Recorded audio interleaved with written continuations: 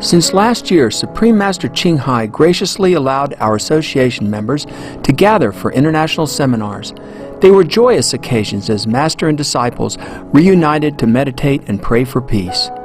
During our visit to meet with our association members, Supreme Master Ching Hai also spoke of the teachings of past masters and answered the spiritual questions of fellow initiates. Throughout the ages, compassionate, enlightened masters have urged people to surrender to the greater universal power by seeking the divine within, from which all other goodness and happiness follow. This message was echoed again in Supreme Master Ching Hai's 7-part discussion, The Higher Duty of Enlightened Masters, with our association members on December 15, 2008.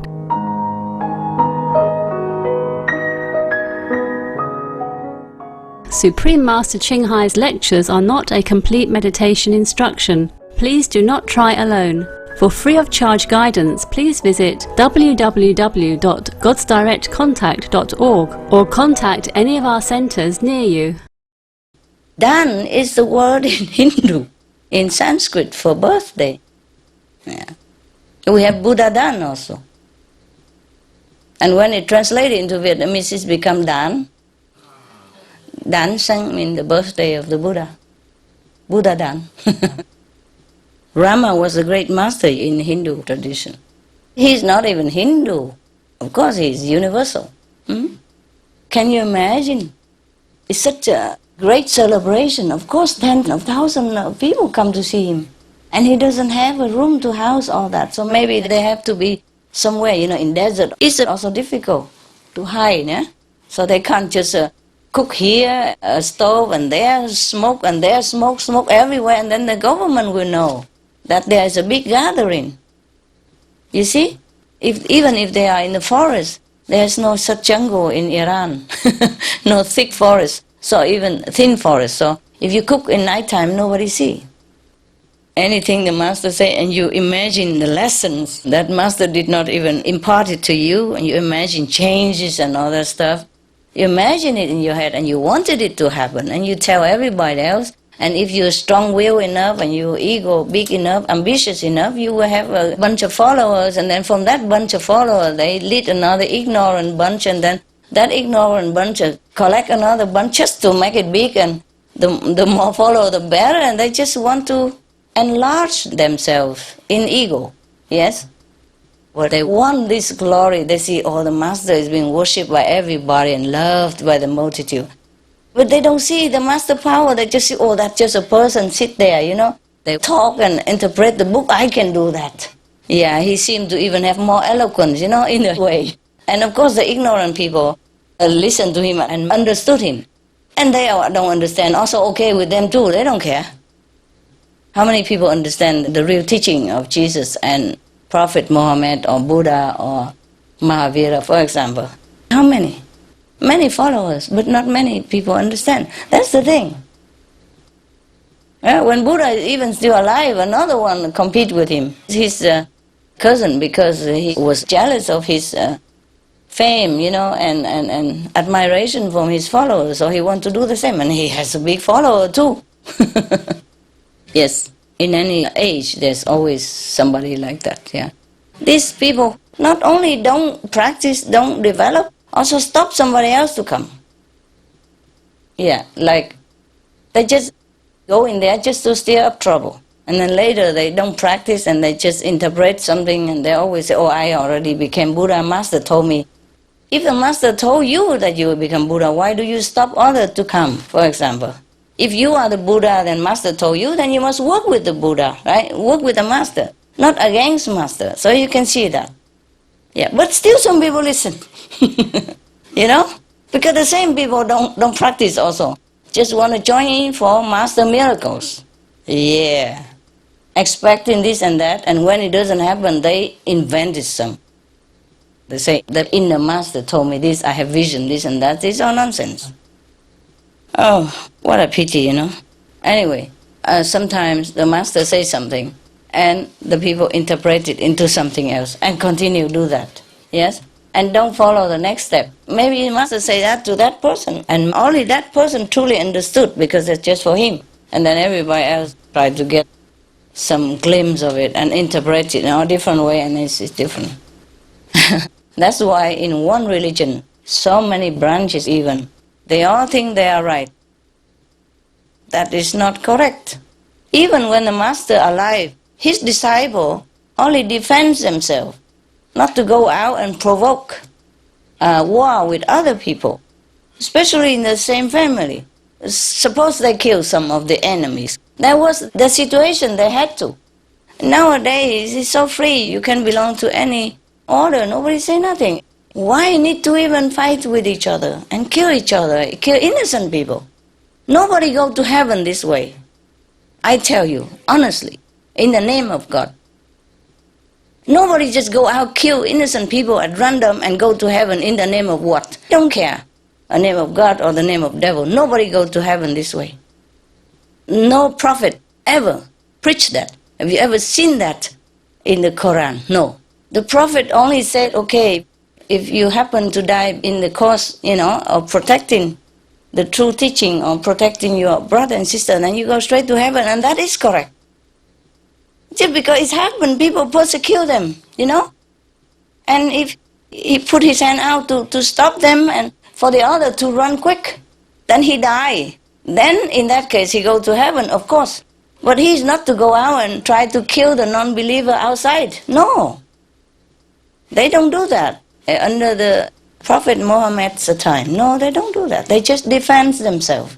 And in the course of defense, maybe they die or maybe they unintentionally hurt the enemies by it. For example, if he put a rock to cover himself, and then maybe the enemy still want to chase and kill him, and maybe he dropped the rock on the enemy and the enemy died. He did not have intention. Or maybe he just used some stick to defend himself, and then the enemy maybe fall onto the stick and die. That is not like his intent to kill him. The Muslim under the Prophet never went out to kill anybody. And the Prophet, least of all, tell them to do that. He never did. I have watched one of the Muslim drama. Yes, and it's supposed to be from history, They made, every time Ramadan, they made the drama is similar all the time, yeah? And in that drama, one of the master disciples, the Prophet disciples, say to the others, the Prophet told us not to kill anybody, not to make war. So we just don't do anything. We just stay here and see how to stop them, that's it. Or just, we don't go out and provoke and fight with them. Because the Prophet say no. In the drama, I heard that. They replay, just like every Christmas, they replay the manger drama. They play again and again every Christmas. So there must have been history, you see? Even nowadays they play that. They still say that Prophet did not tell us to go and fight. Yes. So we just keep quiet and try to avoid the enemies. That's what they say in a drama. I didn't have time to see the whole thing, but I see most of it. In this trend of peace, that the Prophet has taught them, even under extreme persecution like that. So even Jesus, you see, people harass him all the time, and he had so many disciples. He could have started a revolution, and people would listen to him with all the miracles that he did. Everyone would listen to him, and he could overcome the government, at least the local one, easily. He could even fight and run, you see, protect his life, but he didn't. See, all the masters are peaceful like that. So it's the same, When you see that, Master Jesus is a great man. And when you know that, Muhammad is a great prophet. No master ever want his disciple to go out to kill even enemy. No, it said all over in the Quran. We collected them, all the sayings of the different prophets, and we put it on black and white there for everybody to see. I hope this helped to enlighten the people of different faith. That's why I told them to do it. It's worth it. Instead of using the airtime for advertisement and making money, we use the airtime just to benefit all faith, all the people, hoping that they make peace with each other. And it's working. There was a king of Arabia, the king of Saudi Arabia. He organized many times interfaith conference, remember? Oh, blessed be his soul. He must be very enlightened king and very kind person. And he helps many country and many people. Not just his people, but other country as well, yes. Blessed be his soul. This is a true Muslim. This is the true spirit of Muslim. Peace and coordination. Yeah? Okay. All right. I have done my job. Now you're going to do yours. You digest it. And you go home, you dissipate it to other people. And make it your treasure. Yeah? It was a very good letter of the Master. Thanks be to him. Peace be upon him. Mirza Abdul Hadi Khan of Bokhara. Wow. Very beautiful name, eh? I don't understand all of them, but it sounds very nice. Yeah, and where he is also very nice. Bokhara. Oh, beautiful. The Arab language is very nice, huh? Yeah. The name of the city sounds very nice also. Like Kandahar. It sounds so nice. Yeah. It's a pity. It's all because of misunderstanding of religion. If the people truly study their religious scripture very well, there would be no war between religions, let alone within one religion. You see, it has to stop. Human has to have really enough one day of madness. But I tell you what, even so much war, the people die of hunger even more. The climate refugees is 25 million now, and the whole world refugees is 60-something million. 1/3 of it is climate refugees, which are not recognized. Other 40 million are recognized. Some yes and some no, but at least they have a status of refugees, yeah? But the climate refugees, nobody care. And they live in dying, nobody care. They have no right at all of any convention to protect them. You see, they are left alone to fight for themselves and for their children. These are the really true refugees, and I truly don't know where and how to help them. They're scattered everywhere, They have no voice even, have no voice. Many islands, countries sunk. And then they have to go to the neighbor island, and the neighbor island also begins sinking. And they move again and again. How can you live like that? How can you settle down like that? How can you earn any living for your family in this situation? You have no home, no status, no nation. And nobody care. No right. They're like living on the edge of society, They're the third kind of people. Not even war refugees. And that is just from last year alone. Huh? I don't know how many more right now. And they predicted that in 2010, just 2 more years or another year and a half or something, there will be 50 million, double of that right now. And that is just an estimate, It could be more than that. I really have no more words to talk about this race, what we call human, Some don't really live as a human. They live like in hell, suffering no end.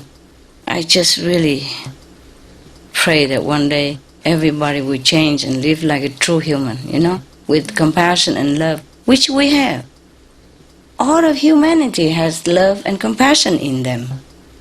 They have it. They just choose not to recognize it, choose not to exercise it. So I just hope one day, we all awaken and remember that. Because that's the only life that's worth living, with love and compassion, yeah? Without love and compassion, what are we? Yeah? If we only love our own family and relatives, the animals also do the same. Why do we proclaim that we are better than animals and then we can't even eat them? Do you see what I mean? Because we are one, We are one, even with strangers. That's why when I go outside, I don't feel anybody is stranger to me at all, ever. That's why I trust them, I love them just like I love you. Yeah, I never felt like, this is stranger, beware, or I don't feel distant between me and them at all, ever. None of them, no matter who. Maybe it's a homeless or a salesman or a clerk or, bank teller, whatever. Yeah, I feel like they are just like you. very trustworthy, very close, very intimate, very bloodline bonded, together, like family. Oh, it's a very nice feeling though.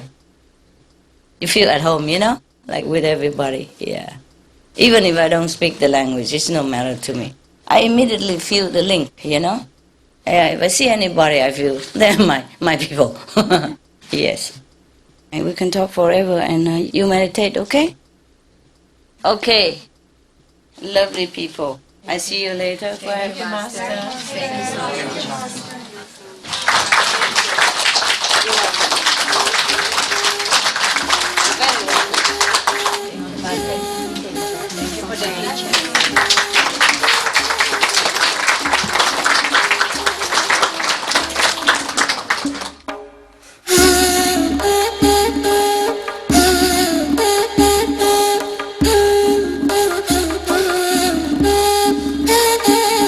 That concludes today's episode of The Higher Duty of Enlightened Masters on Between Master and Disciples. Please stay tuned to Supreme Master Television for Healthy Living, coming up next right after Noteworthy News. Heaven bless and farewell for now.